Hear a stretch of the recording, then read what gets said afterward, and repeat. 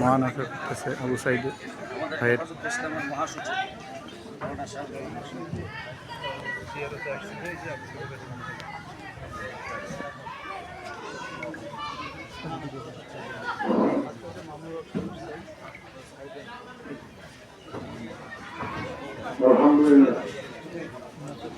আলহামদুলিল্লাহ আমাদের জাতীয় নেতৃত্ব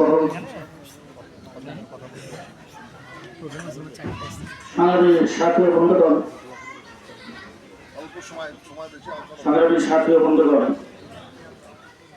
হেফাজত ইসলাম বাংলাদেশ বর্তমান সময়ে বিশ্বের সর্বস্তরের মুসলমানদের গ্রহণযোগ্য একটি অরাজনৈতিক সংগঠন। আপনারা জানেন আওয়ামী লীগ সরকার গোটা দেশটাকে জাহান্নামে পরিণত করে দিয়েছিল, গোটা দেশটা একটি কারাগারে পরিণত হয়েছিল। প্রত্যেকটি সেক্টরে যে যেখানে ছিলেন কেউ নিরাপদ ছিল না। বিশেষ করে আলেম ওলামায়ে কেরাম তাদের মাদ্রাসায় তারা নিরাপদ নয়, মসজিদের মেহরাবে ইমাম নিরাপদ ছিল না, খতিব তার মিম্বরে নিরাপদ ছিল না, ওয়াইজে কেরাম তার ওয়াইজের স্টেজ নিরাপদ ছিল না। বাংলাদেশের দেশটাকে বলদ রাজ্যে পরিণত করার জন্য, দেশের প্রতিরক্ষা ব্যবস্থাকে ধ্বংস করার জন্য পিলখানায় 57 জন আর্মি অফিসারকে হত্যা করেছেন।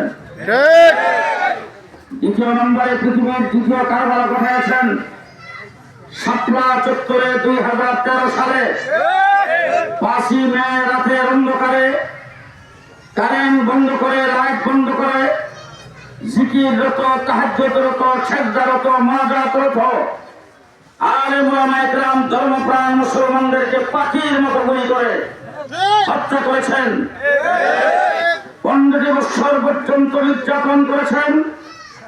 সেই নির্যাতনের জবাব দিয়েছেন আজকে যার কবরের সামনে আমরা দাঁড়িয়েছি।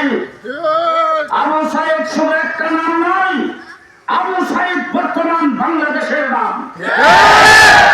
আবু সাইদ শুধুমাত্র সে ব্যক্তি স্বার্থের জন্য জীবন দেয় নাই, বাংলাদেশের 20 কোটি মানুষের মুক্তির জন্য জীবন দিয়েছে, দেশের লুটপাটকে বন্ধ করার জন্য জীবন দিয়েছেন, দেশের মানুষকে আজাদ করার জন্য জীবন দিয়েছেন।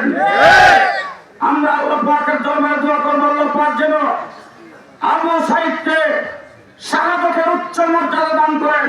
আমিন। আবু সাইদের মা বাবাকে বলবো, তার পরিবারের লোকজনকে বলবো, আবু সাইদ সে নিজের জীবন দিয়ে গোটা দেশ এবং গোটা জাতিকে সে মুক্ত করেছেন। বাংলাদেশ যতদিন পর্যন্ত থাকবেন আবু সাইদের নাম প্রত্যেকটা মানুষের অন্তরে ততদিন থাকবেন। ইতিহাসের পাতায় স্বর্ণাক্ষরে আবু সাইদের নাম লেখা থাকবে। আবু সাইদের পরিবার যারা আছেন তাদেরকেও জাতি স্মরণ করবে। আমরা হেফাজত ইসলাম বাংলাদেশের পক্ষ থেকে আজকে আমাদের সংগ্রামী মহাসচিব শাইখুল হাদিস হযরত মাওলানা সাজিদুর রহমান সাহেবের নেতৃত্বে আমরা তার কবর জিয়ারত করার জন্য এসেছি এবং আমরা তার এই হত্যাকাণ্ড এবং গত 15 বছর পর্যন্ত যারা নির্যাতনের স্কিম চালাইছেন তাদের বিচার বাংলার মাটিতে হতে হবে। আমরা আজকে রংপুরবাসীদের কাছে এসেছি। রংপুর বিভাগীয় সমাবেশ হবে, এখানে যোগদানের জন্য আগমন করেছেন হেফাজত ইসলাম বাংলাদেশের নায়েবে আমির জনাব মাওলানা মহিউদ্দিন রব্বানী সাহেব, হেফাজত ইসলাম বাংলাদেশের যুগ্ম মহাসচিব মাওলানা আজিজুল হক ইসলামাবাদী সাহেব, আরেক যুগ্ম মহাসচিব আপনাদের রংপুরের কৃতি সন্তান হযরত মাওলানা মঞ্জুর ইসলাম আফন্দি সাহেব, যুগ্ম মহাসচিব মাওলানা ফজলুল করিম কাসিমি সাহেব, অর্থ সম্পাদক মাওলানা মনির হোসেন কাসিমি সাহেব, সাংগঠনিক সম্পাদক মুফতি বশিরুল্লাহ সাহেব, দপ্তর সম্পাদক মাওলানা আফসার সাহেব, কেন্দ্রীয় সহকারী অর্থ সম্পাদক মাওলানা মুফতি কামাল উদ্দিন সাহেব সহ আরো নেতৃবৃন্দ এখানে এসেছেন।